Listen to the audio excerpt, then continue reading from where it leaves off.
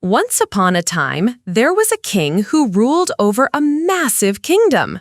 The name of this land was the Land of the Severed Ears. In that land, everyone's ears were cut off.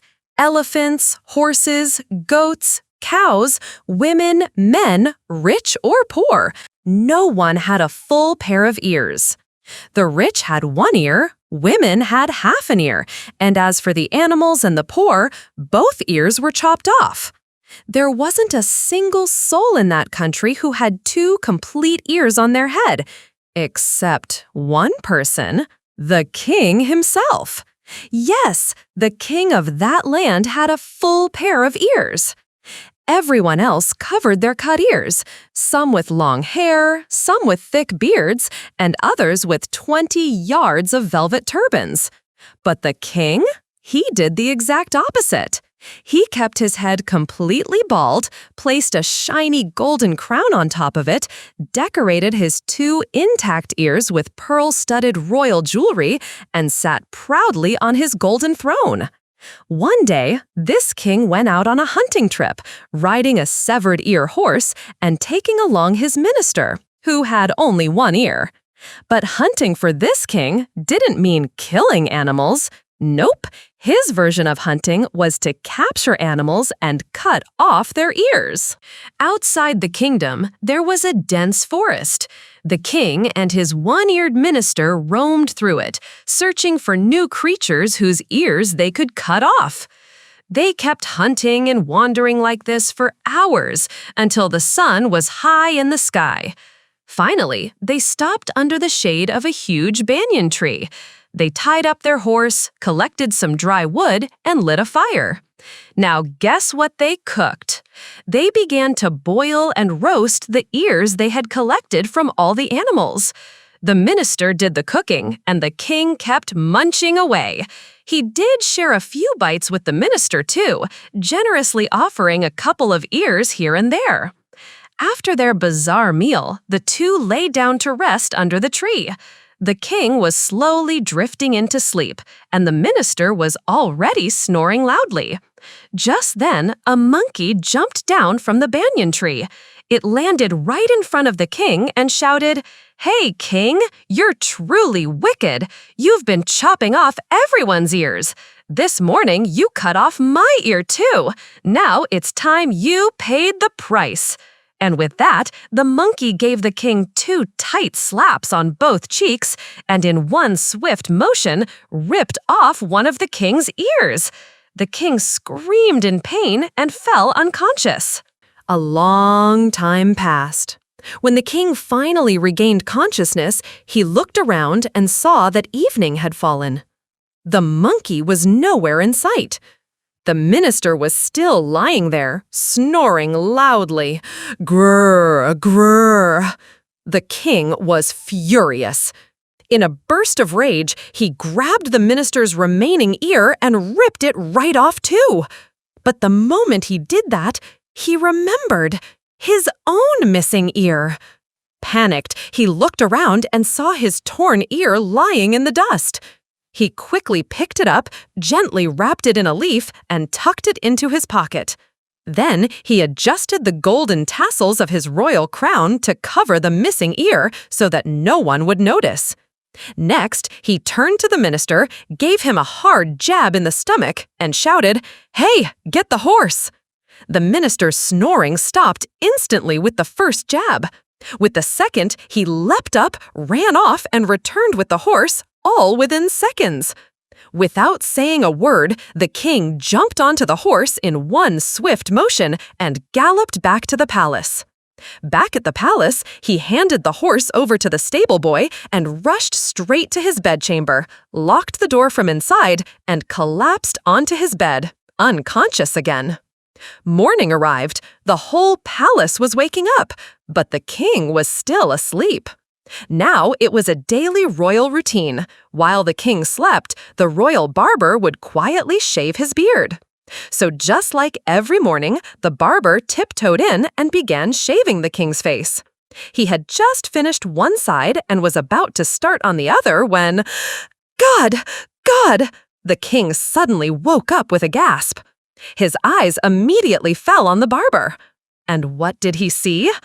The barber stood there, razor in hand, frozen in shock, mouth wide open, staring.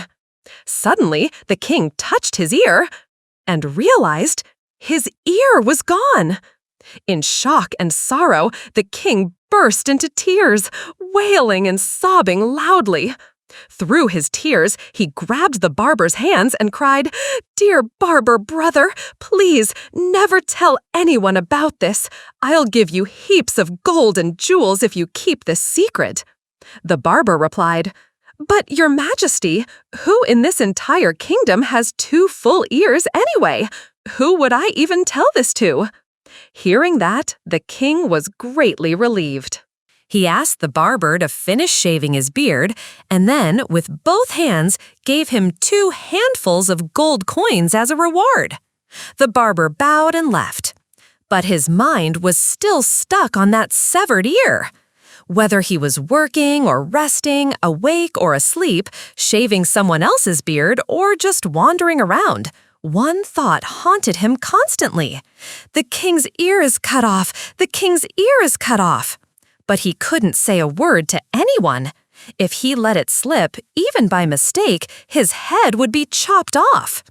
Now this barber was naturally a bit talkative, but out of fear that the ear story might slip out mid-conversation, he had to keep his mouth completely shut. Not being able to talk was torture for him. He felt like his belly would burst from holding everything inside. One day, the king was once again getting his beard shaved by the barber. After the shave, the king opened his golden box, took out the severed ear, and was gently inspecting it. And then, out of nowhere, a crow swooped in, snatched the king's severed ear from his hand, and flew away with it. The king screamed, "Oh no! Oh no! Catch it! Catch that crow! It's taken my ear!" In complete shock, the king collapsed right where he stood. He began to panic. How will I show my face to my people now? Meanwhile, the barber threw down his razor and ran off at full speed. He ran so fast he could have tripped and died. People on the street started yelling, "Barber brother, what happened? Why are you running like a madman?" But the barber didn't respond to anyone. He just kept chasing the crow. The crow flew all the way to a dense forest known as Anaconda Forest. It landed on a peepal tree, then flew off again. But the barber couldn't go any further. Completely exhausted, he sat down under that tree, gasping for breath. "What do I do now?" he thought. Before, it was hard enough to keep the king's secret that he had a cut ear. Now, the ear itself is gone, and if I have to hide that too, then I'm totally doomed. This bloated belly of mine will definitely explode now. As the barber sat there under the tree, lost in thought, suddenly the tree spoke. "Barber brother, what are you thinking about?" The barber whispered, "It's about the king." The tree asked, "What about him?" The barber looked around, then leaned in and softly said, "The king's ear is cut, and a crow took it, the little mutt." And the moment he said those words, his bloated belly deflated back to normal. He felt an immense sense of relief, sighed deeply in peace, and happily began walking back to the palace. After the barber had left, a drummer from another land happened to come by and sat under that same tree. He noticed something strange. The tree was gently swaying, its leaves were trembling, its branches creaking, and it kept whispering, "The king's ear is cut, and a crow took it, the little mutt." The drummer was thrilled. "What a funny tree! I should make a drum out of this magical wood." So he grabbed an axe and began chopping it down. The tree pleaded, "Oh, drummer, drummer, please don't chop me. Please stop." But the drummer didn't listen. With just 3 chops, he cut off a branch and made a drum out of it. Now, wherever he went, the drum would beat on its own and say, "The king's ear is cut, and a crow took it, the little mutt." The drummer, excited with his magical drum, started marching toward the kingdom of cut ears. Meanwhile, back at the palace, the king sat sulking, his face full of gloom. He kept repeating to the barber, "Barber brother, make sure no one finds out." And the barber kept saying, "But your majesty, who even has 2 ears in this country? Who would I tell?" Just then, from the street below, the sound of a drum echoed loud and clear.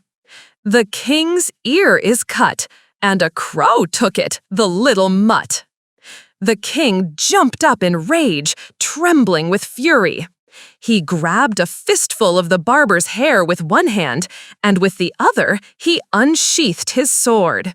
"So, you traitor, you claim you didn't tell anyone? Then what's that drum saying in the street, huh?" The barber, now terrified and shaking, listened carefully, and sure enough, the drum kept chanting, "The king's ear is cut, and a crow took it, the little mutt." The barber, trembling from head to toe, cried, "Mercy, O king! I swear I didn't tell anyone. I only told the tree deep inside the forest. I had to, your majesty. Otherwise, my belly would have burst and I'd be dead. And if I died, tell me, who would shave your beard then?" The king paused. Then he ordered, "Fine, come with me. Let's go to that tree." The king, dragging the barber along, stormed his way to the forest. Once they reached the tree, the barber called out, "Tree, tell the truth now. What exactly did I say to you?"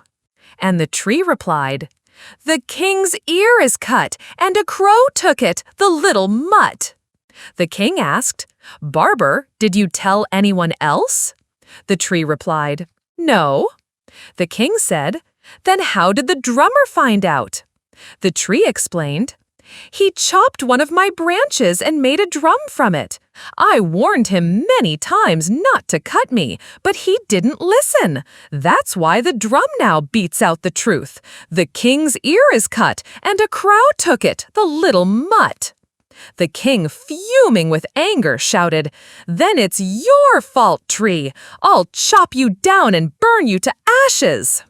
The tree pleaded, "Your Majesty, please don't do that. Bring the drummer to me tomorrow morning. I will punish him myself."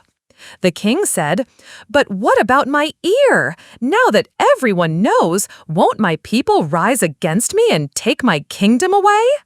The tree calmly replied, "Don't worry, Your Majesty. Tomorrow I will give you back your ear." Hearing that, the king felt relieved and happily returned to his palace. But no sooner had he arrived, the queen, the ministers, and the citizens surrounded him, shouting, "Your Majesty, show us your ear!" The king reluctantly uncovered it. Only one ear was there. The other was still missing. People began whispering, "Ew, how shameful! Oh no, how unfortunate! We don't want a king like this anymore." The king raised his hand and said, "Dear people, tomorrow my ear will be restored. But for now, capture that drummer and bring him to the sacred peepal tree in the morning." On the king's command, the people rushed to arrest the drummer. The next morning, the king, his minister, the barber, and all his subjects gathered in a grand procession beneath the sacred peepal tree. The king declared, "Lord Peepal Tree, deliver justice to this drummer." The tree said, "Barber, cut off one ear of the drummer and attach it to the king." So the barber chopped off one of the drummer's ears and fixed it to the king's head. The royal drums rolled, and everyone cheered. The king had both ears again. Just then, the monkey who had ripped the king's ear before came forward and cried out, "Lord Peepal Tree, grant me justice. The king cut off my ear too. I want it back." Lord People Tree calmly said, "King, give the monkey the drummer's other ear. If he had only one ear, poor thing would have to leave the kingdom, as per the law. But now, with two cut ears, he can stay inside the country like everyone else." So the king, without hesitation, sliced off the drummer's other ear and gave it to the monkey. Now the monkey had both ears restored. The tree said, "Drummer, now beat your drum." The drummer, embarrassed and silent, lowered his head and began playing. The drum now chanted, "The drummer's ears are gone. The drummer's ears are gone." The king returned home with joy and gratitude. He offered flowers and sandalwood to the sacred tree. The queen, seeing the king's ears, said, "One ear looks darker than the other." The king smiled and replied, "So what? A black ear is still better than no ear at all. A one-eyed uncle is better than no uncle at all."